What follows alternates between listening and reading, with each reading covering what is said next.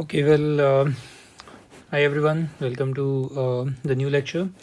Now, in this lecture, what we would be doing is introduction of locomotion and movement chapter.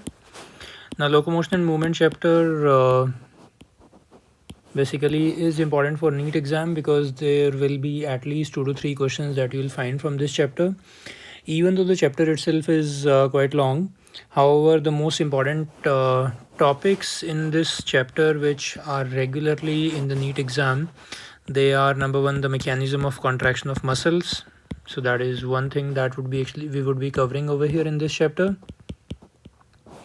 And along with the mechanism of contraction of muscles, there's of course skeletal system also, a whole lot of details about the skeletal system that is not very important as far as NEET exam is concerned, but then the types of joints of the bones, disorders of the bones. So these are the things that actually are again important for the NEET exam, right?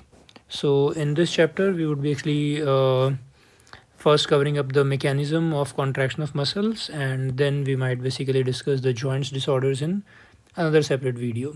Okay, so first of all, let's begin about the introduction of the chapter, locomotions and movements. Now, the first thing, if you look at the two words, locomotion and movement, what is important is to understand the difference between them. Okay, so when you're talking about the word movement, that would be actually change in position of the limbs or the body. Change in position of limbs or the body. The important thing is this is going to be with or without displacement. I hope you know physics. What exactly is displacement when your body gets shifted from one place to another?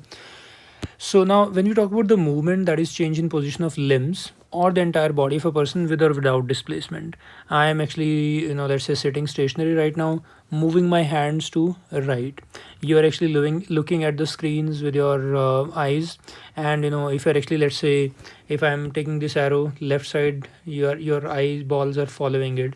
If I'm taking this arrow to this side, your eyeballs are following the arrow direction now to this point. So what are these? The movements of your eyeballs. So what is happening over here is change in position of your limbs, change in position of certain parts of the body, change in position of the entire body also. Like for example, you are lying down in the bed and twisting and turning because you are not feeling sleepy.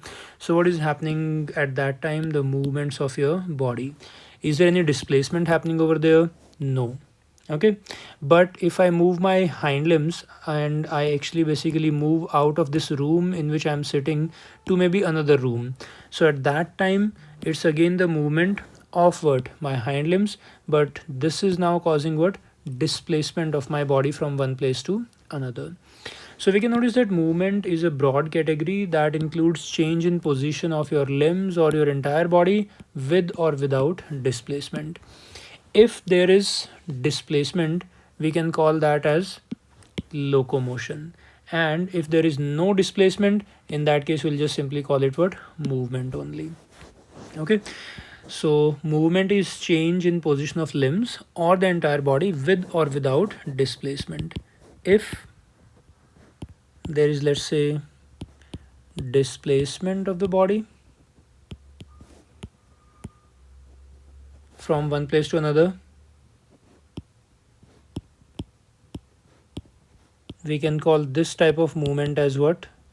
Locomotion.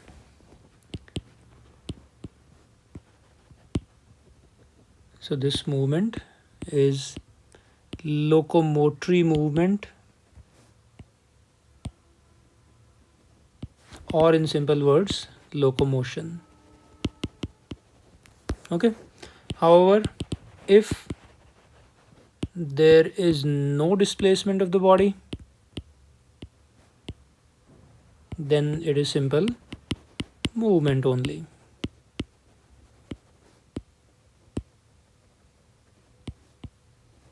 Movement only without any locomotion. Okay, so that is basically the situation. Movement is change in position of limbs or your body with or without displacement. if there is displacement, this movement is locomotion. But if there is no displacement, it is not locomotion, it is simple movement. So what does this tell us? This entire discussion till now. This discussion tells us that all locomotions are what? Examples of movements. Because is it possible to locomote, displace your body from one place to another without performing movement? Of course not. If I'm sitting over here and I basically have to actually, let's say, get up and move somewhere, I obviously need to move my limbs for that, move my body for that. Okay. So all locomotions are results of what? Movements. But all movements do not result in locomotions. Because if, as we were discussing a while ago, if I'm just moving my forelimbs but not going from one place to another place, what am I doing? I'm still doing movement, but that's not locomotion. If I'm blinking my eyelids, even the blinking of your eyelids also is what? Movement only. But is that helping us you to shift from one place to another? Of course not. So all movements are not locomotions, but obviously all locomotions are movement. So this is the most important conclusion that we basically can draw over here. And this is one thing that is commonly there in the questions, the statement based questions. Find the correct statement, find the incorrect statement. So we can clearly see that which one out of these two terms is a broader category. Obviously this one. In other words, we can say that movements can be called locomotory movements or non-locomotory movements, as I just explained over here. Okay, so going forward, even for locomotion, we can actually use the term movement only, because locomotion is an example of movement, right? So now if I talk about movements, not just in human body, but in animals, or let's say protozoans, they can be actually performed by two mechanisms, or we can say they can be done by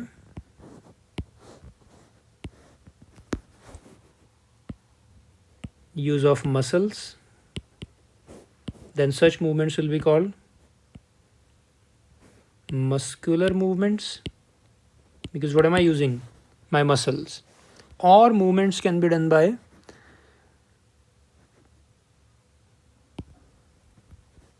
help of structures like flagella, cilia, or pseudopodia. Movements in animals or in protozoa can be either done by use of muscles or can be done without the use of muscles by using other structures like flagella, cilia, or pseudopodia. So these three types of movements, flagellar movements, ciliary movements, pseudopodial movements, what can we call them? Non-muscular movements. And over here, of course, since we are using muscles for moving our body, we will call them what? Muscular movements. Okay, so movements in animals or protozoans can be done by either use of muscles or they can be done by the help of structures like flagella, cilia, or pseudopodia.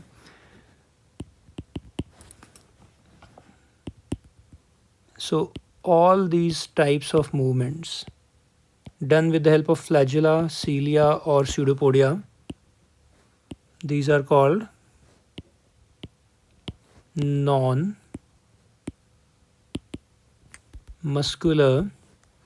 movements. Because am I using any muscles when I'm moving something with the help of the cilia? Of course not.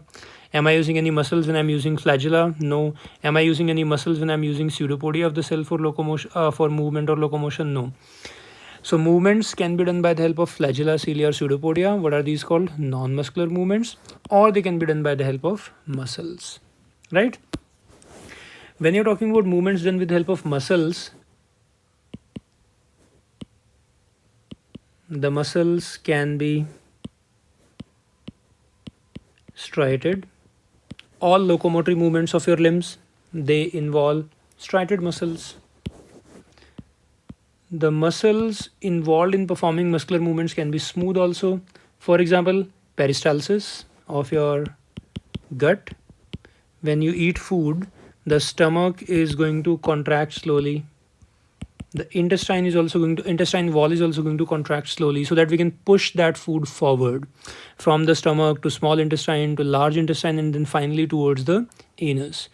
So those are also movements only, movements of your stomach and intestine wall. But how are they occurring? With the help of the smooth or the involuntary muscles. Or the muscles can even be cardiac. Contraction and relaxation of atria and ventricles are also examples of movements. When the atria contract, they would be actually moving inwards. Their wall is going to move inwards, pushing the blood down in the ventricles. And when the ventricles contract, their wall also moves inwards, lifting up the blood in the arteries. So is that an example of heart movement? Yes. With the help of what? Cardiac muscle. The stomach and intestine are contracting and basically pushing the food forward. That is also movement. With the help of what? Smooth muscles. And if you talk about your arm and your hand, you're lifting a weight towards your upper arm by moving the arm at the elbow joint. That is also movement by using what? Striated muscles. Okay. So movements in animals or protozoa, as I've told you, can be done by either the use of muscles or without the use of muscles. If you are using the muscles for movement, which muscles can you use? All the three types: striated, smooth, or cardiac. If you are performing non-muscular movements, then you are using flagella, cilia, or pseudopodia. If we talk about a few examples of ciliary movements. In protozoa, who shows ciliary movements? Paramecium. In the human body, where do the ciliary movements occur? Trachea of both male and female. Fallopian tubes of females, the oviducts basically, which move the ova with the help of the cilia. If you recall from the respiratory system, here is the trachea dividing into bronchi and the two lungs. Okay. So if there is any foreign particle coming into your respiratory system, the mucus is going to trap that. And then there are cilia on the pseudostratified epithelium of the trachea wall, which will be propelling all the trapped particles outwards. So trachea has got pseudostratified epithelium with mucus covering and cilia. Mucus traps the foreign particle and the cilia move upwards, propelling the foreign particles outwards again. Fallopian tubes, the ducts of the ovaries. The ovum is released by the ovaries over here. This is the main female reproductive organ in the center, that is the uterus. So when this ovum needs to come towards the uterus, what do you think is going to help the ovum in moving towards the uterus? These small hair-like structures here. What are these hair-like structures in the fallopian tube? Cilia. So examples of ciliary movements in protozoa: paramecium. In the human body, ciliary movements occurs where? On the trachea and the fallopian tubes. Examples of pseudopodial movements. In protozoa, who shows pseudopodial movements? Amoeba. And in human body, what type of cells show pseudopodial movements? Macrophages or the phagocytic cells. We have studied this in circulatory system also, that the macrophages or the phagocytic cells are types of agranulocytes. They are phagocytic in nature. How do they phagocytize, or how do they engulf the foreign particles or the unwanted particles in the body? With the help of the pseudopodia. So in the human body, pseudopodial movements are exhibited by macrophages or the phagocytic cells. And what are the examples of flagellar movements? All three of which will be non-muscular. 1, 2, 3. These are non-muscular movements. And then we have the muscular movements on this side over here. The examples of flagellar movements in the protozoa are Leishmania. Then you have Trypanosoma. Even Euglena has got flagella.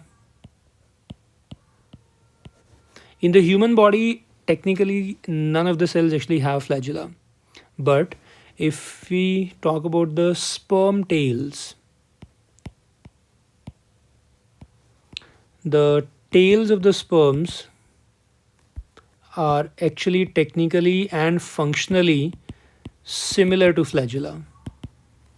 Because you have studied in cell biology that what is a flagella made up of? 9 plus 2 microtubular arrangement. Sperm tails also have got exactly same 9 plus 2 microtubular arrangement. So those 9 plus 2 microtubular arrangements in the sperm tails are also going to move, look like flagella and move like flagella. So sperm tail movements in humans are considered as flagellar movements. Macrophage movement in humans are considered as pseudopodial movements. Trachea and fallopian tube movements are of course what? Ciliary movements. So these are examples of non-muscular movements of the human body. Muscular movements of the human body, movements of your limbs, striated muscles, movements of your stomach and intestine, smooth muscles, movement of your heart, cardiac muscles. Okay. So that's basically the different types of movements in animals and in protozoa. So movements in animals or protozoa can be either done by use of muscles or without muscles. Without muscles, cilia, pseudopodia, flagella, all three are non-muscular movements. With the muscles, muscular movements. What kind of muscles? All the three types, striated, smooth or cardiac. Now in this chapter, our main focus would be actually on learning the mechanism of locomotory movements. Locomotory movements means the movements that would be actually helping you to displace your body from one place to another. Those movements are called locomotory movements. And locomotory movements will be obviously what? Muscular, involving what type of muscles? Striated muscles. So if I want to basically mention that over here, all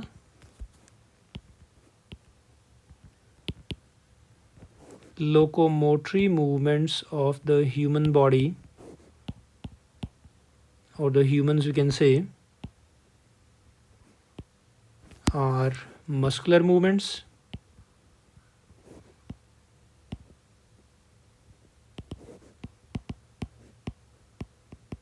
involving which type of muscles? Striated or the voluntary muscles. Because when your stomach and intestine wall are moving, they are examples of muscular movements. But can you use those muscles to shift your body from one place to another? Of course not.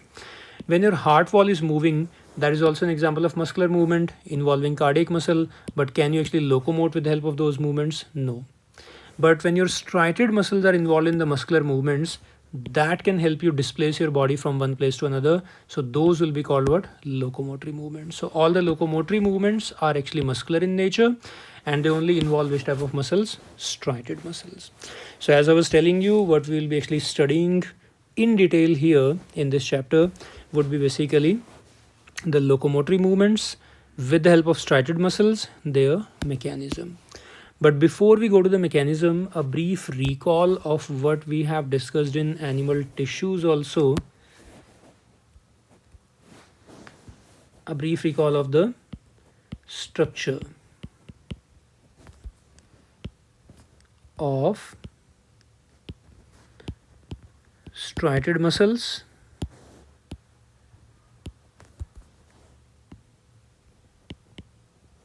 and striated muscle fibers. Why are we only discussing about striated muscles and striated muscle fibers here? Because as I told you, the major focus in this chapter is learning about mechanism of locomotory movements. And we are talking about locomotory movements. What are the muscles involved in the locomotory movements? Striated muscle. So that is why we are actually focusing on only striated muscles here. The structure of striated muscles and striated muscle fibers, that would help us to understand the mechanism of contraction, and the contraction of these muscles are going to actually help you to locomote. Okay. So even though we've done this in tissues also, but still just a brief recall of that, the structure of striated muscles and the striated muscle fibers. First of all, the distinction between the words a muscle and a muscle fiber. The word muscle means what? a tissue. Muscle is not a single cell, it's a tissue. Tissue means group of cells. So the muscle is a tissue, that means a group of cells. What are these cells called? The muscle fibers. So the distinction, as I was telling you, is this is a tissue, and you know that tissues are groups of cells. Who are the cells? Fibers. Groups of cells are the tissues.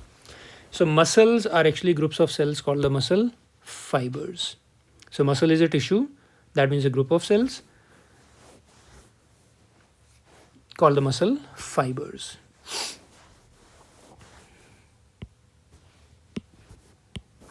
Why should we call the cells as fibers? The cells of muscles, which by the way can also be called muscular tissue, the cells of this tissue are also called fibers. Why? Due to their elongated shapes. Let's say if I have a cell that is like this, that's a regular animal cell. However, if I take this cell here and basically elongate it,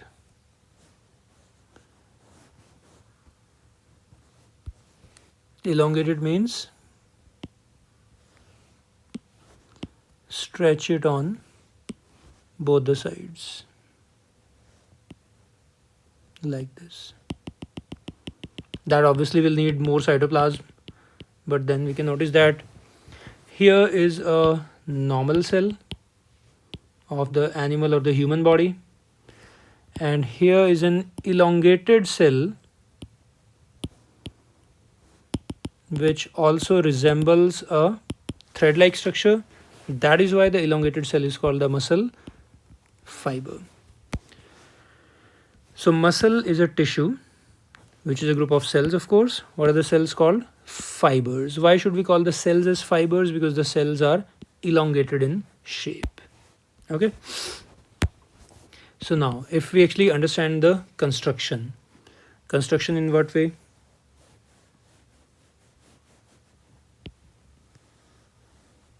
Here's one cell. Here's another cell. That's the third cell. These are individual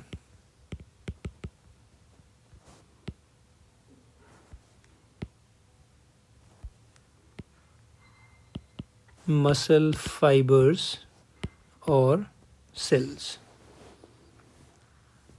Okay, these individual muscle fibers or cells can be packed against each other, and if I have to pack these cells against each other, what do I need? Some packing material also between them, of course, and not just between them, maybe surrounding them also. So here's the packing material which is holding all these cells together. What exactly is the packing material? Connective tissue.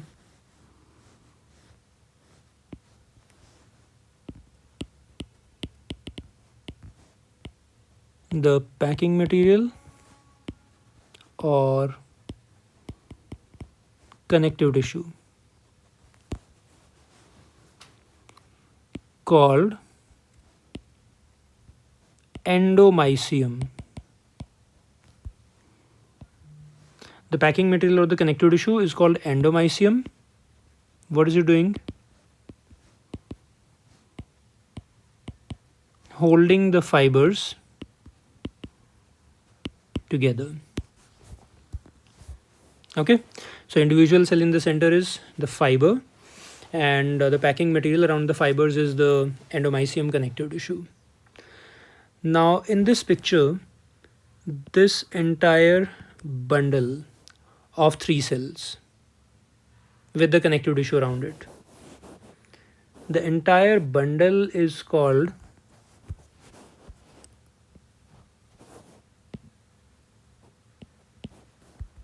fasciculus. Fasciculus means a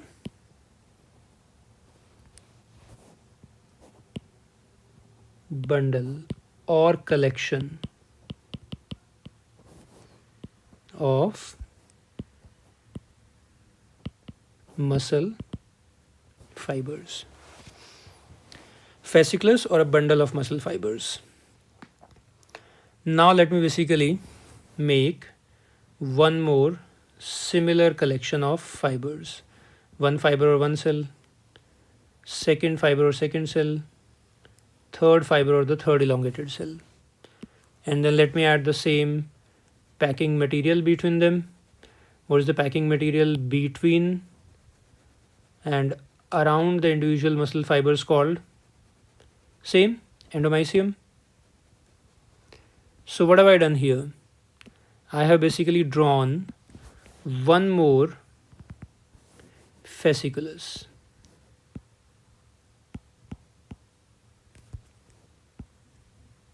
Or one more bundle of a few cells. There's a second fasciculus. Is it possible that I can actually add some connective tissue material between these fasciculi and stick these fasciculi to each other? Yes. So what I've done over here is basically packed the two fasciculi together with the help of a connective tissue called perimysium or fascicle. So in this picture, the packing material around the every single individual cell is endomysium, but the packing material holding the two fasciculi together is basically what? Perimysium. Perimysium is the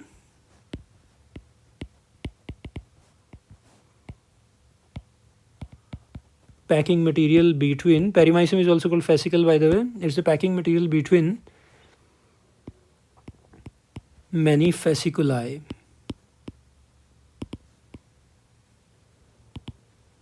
Holding them together, right? I can actually basically add the same packing material here also, same packing material here also. So now these are basically the connective tissue layers, this one, this one, this one, which are holding one fasciculus and second fasciculus together. So how are the individual muscle fibers held together in a single bundle or the fasciculus? With the help of endomysium. Fasciculus means one bundle of individual muscle fibers. So how are the individual muscle fibers packed together or held together to form a bundle or a fasciculus? With the help of connective tissue called endomysium. But then how is one fasciculus and the second fasciculus held together? With the help of another connective tissue that is covering the fasciculi. What is that connective tissue called? Perimysium or fascicle. Okay.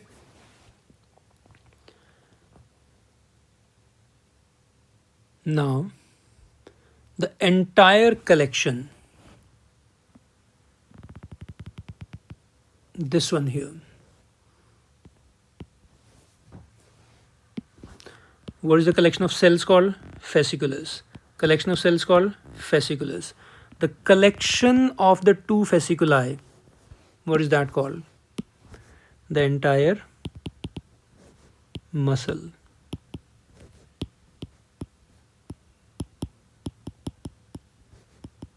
Is a collection of many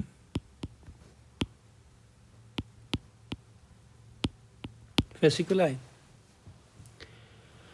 So if we revise it quickly, individual cell or the fiber, the group of fibers, fasciculus, second group of fibers, second fasciculus, the collection of both the fasciculi, the entire muscle. So muscle is basically, we can see that a muscle is effectively, we can see that it's a group of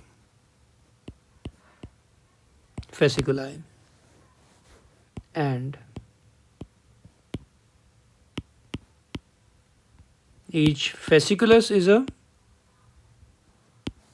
group of cells or the individual muscle fibers. So if you simply say that muscle is a group of fibers, technically that is not exactly correct, because the reality is that fibers come together to form a bundle. What is that bundle called? Fasciculus. And many bundles come together to form the tissue. What is that called? Muscle. So how do the fibers come together and form a bundle? By help of connective tissue called endomysium. How do the bundles come together and form an entire tissue? With the help of connective tissue called perimysium or fascicle. Okay. So muscle is a group of fasciculi and fasciculus is a group of cells. The cells are held together or packed together in a fasciculus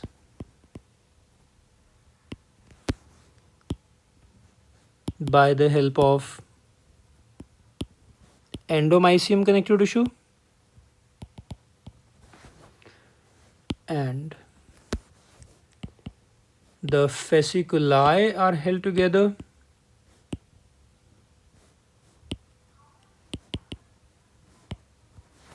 by the help of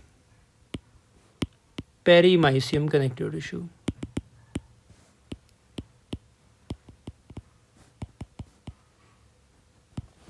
Okay, so I think it's clear to everyone now. I mean to you. If we say individual muscle fibers form a bundle called fasciculus, there has to be a packing material around individual cells. That packing material is endomysium. And then when I say that a bundle called fasciculus will be getting packed with many such bundles to form an entire muscle. So what is the packing material holding the different bundles together? That's the perimysium. What holds the cells together? Endomysium in the fasciculus. What holds the fasciculi together? Perimysium to form the muscle. I think this is clear. Going forward, if this is one muscle of my body here, do I have just one single muscle in the body? Of course not. I will be actually having one more muscle on the side over here, whose structure will be exactly same. What am I making here? Same again, individual muscle fibers. What is the packing material between the fibers? Endomysium. What is this entire bundle called? Fasciculus. Here also between the fibers, endomysium. This entire group is again what? Fasciculus. And the collection of both the fasciculi was what? Muscle. This is also what? Muscle. So we can notice in this picture now that this here is one muscle of my body and this is basically the second muscle of my body that is lying in the vicinity, जो साथ में ये दूसरे वाले muscle के. So अगर ये मेरा एक मसल है और ये मेरा दूसरा मसल है तो इनके बीच में जो खाली स्पेस है यहाँ पे भी तो कुछ डाल सकते हैं ना. क्या डाल सकते हैं? यहाँ पे भी कनेक्टिव टिश्यू डाल सकते हैं. This is the connective tissue that will be holding my muscle number 1 and muscle number 2 against each other. ये वाला connective tissue. तो ये जो connective tissue है which is holding your entire muscles with each other, what is that called? Epimysium connective tissue. So this is individual muscle fiber. What holds the fibers together? Endomysium to form a small bundle of the fasciculus. Here's the small bundle of the fasciculus. What is holding the fasciculi together? Perimysium, to form the entire muscle. But what is holding the two muscles together or against each other? There is one more layer of connective tissue, the outermost, which is called the epimysium. So each cell is covered by endomysium and packed together to form fasciculi. Each fasciculus is packed by perimysium, and the collection of fasciculi is the entire muscle, and an entire muscle is also covered by a connective tissue layer called epimysium.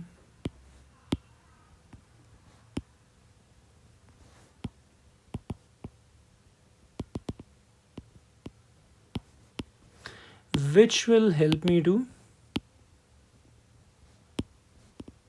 hold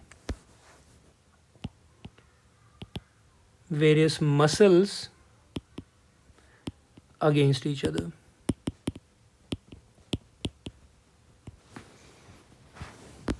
Okay, so let me sum it up in the form of a table.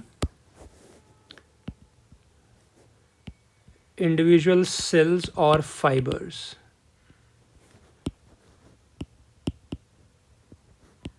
covered by endomysium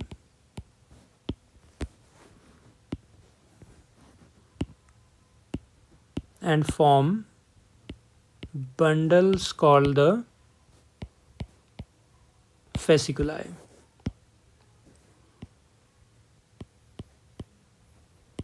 Fasciculi, the bundles of cells covered by perimysium and form muscles. Muscles covered by epimysium, which is also a connective tissue layer, and form muscular systems. So if I say the muscular system of my body, what does that consist of? Muscles held together with the help of epimysium. Muscles are made up of fasciculi held together by the help of perimysium. Fasciculi are made up of individual muscle fibers held together by endomysium. Individual cell का नाम क्या है? Fibre.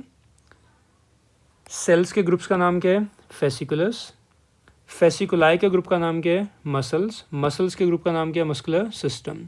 So how do you pack the cells together to form a bundle with help of endomysium? How do you pack the bundles together to form a muscle? With the help of perimysium. And how do you pack the muscles together to form a muscular system? With the help of epimysium connective tissue. Okay. तो ये थोड़ा सा एक structural हमारा basically हो गया detail muscles का, individual muscle tissue का और इंडिविजुअल मसल फाइबर्स का. तो अभी इसमें mechanism of contraction obviously we still did not start that. It was just the introduction about what exactly is a muscle. So just to quick recall, muscle is a collection of these things. What are these things? One fasciculus, second fasciculus, and each fasciculus is a collection of these things. What are these things? Individual cells. So what we'll be doing in our next video is take out one muscle fiber and draw the detailed structure. Along with that detailed structure, we'll also understand the mechanism of contraction. So for that, we'll basically continue in the next video. Stay tuned till then, and of course hit the like and the subscribe button to let's say continue the journey of going through more such videos. Slowly we'll be actually covering up the entire remaining syllabus and then take up revision also in the due course of time. Okay guys, thank you for joining. See you in the next video.